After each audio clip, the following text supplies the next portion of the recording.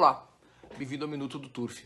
Eu sou o Zuca Marques e hoje eu vou começar uma série, eu acho que vai ter 3 ou 4 capítulos, a pedidos de alguns fãs, supõe-se que sejam fãs do Minuto do Turf, a respeito de qual país tem hegemonia no turf mundial. Antes de mais nada, estou usando aqui esse boné da Puro Trato, em homenagem aos meus caros amigos, clientes e parceiros, João Alves Teixeira e Fernando Rebeschini Teixeira, são os titulares do Aras Alves Teixeira, claro, e são os donos da Puro Trato Ração Animal.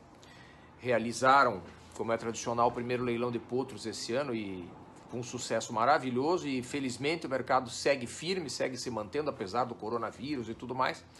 Então vai aí a nossa modesta lembrança e homenagem ao Aras Alves Teixeira. Bem, também não posso esquecer, que eu sempre esqueço, que se você gosta do programa, não custa você deixar o seu like aí embaixo em algum lugar, e você também pode se cadastrar no YouTube, no Minuto do Turf.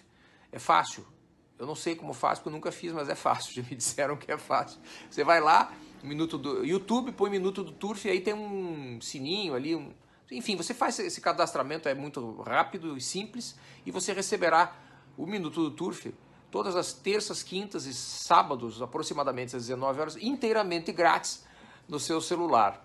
Bom, o assunto é o seguinte, me pedem, já é a segunda vez, ou terceira, para falar sobre a hegemonia do turf mundial. Qual país detém a hegemonia do turf mundial?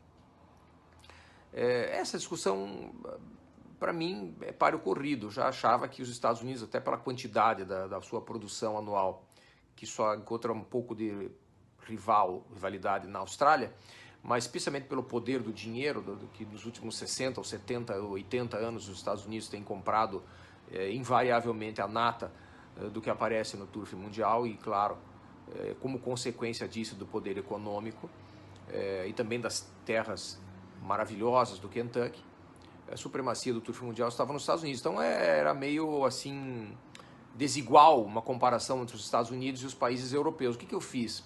Eu fiz esse levantamento que vocês vão ver a partir desse programa entre os Estados Unidos e a Europa, como se a Europa fosse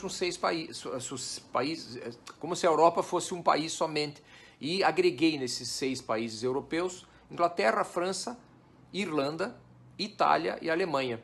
Creio que são 5 países indiscutivelmente líderes do turf europeu. Eu agreguei tudo isso como se fosse um país só, chamei-o de Europa e o comparei com os Estados Unidos. Volto a dizer, esses 5 países, o turf europeu em conjunto, e são dados da internet, não são meus, eles produzem aproximadamente 40% mais potros anualmente que os Estados Unidos, ou seja, que tem mais quantidade de potros nascendo por ano na Europa do que nos Estados Unidos. Bem, então, eu fiz um comparativo, evidentemente isso não pode ser feito de cabeça, né? Tive que pegar o papel e o lápis e fazer algumas anotações. E comparei os resultados de provas internas, das maiores provas do turf mundial. Não levei em consideração o Kentucky Derby, nem a Breeders' Cup Classic, que são as 2 principais provas dos Estados Unidos, por motivos óbvios, né? Puxar muito a sardinha para o lado dos americanos.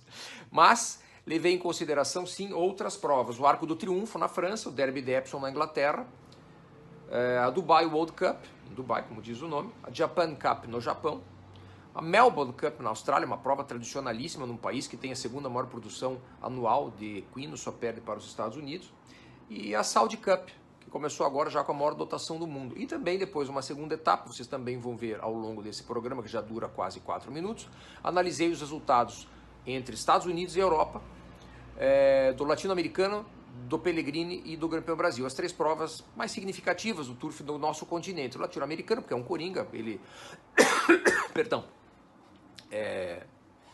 cada ano ele é disputado em um país, itinerante, portanto engloba todo o continente. O Pellegrini, que sem dúvida alguma é a prova mais importante e mais respeitada do turf sul-americano, e o nosso Grande Prêmio Brasil.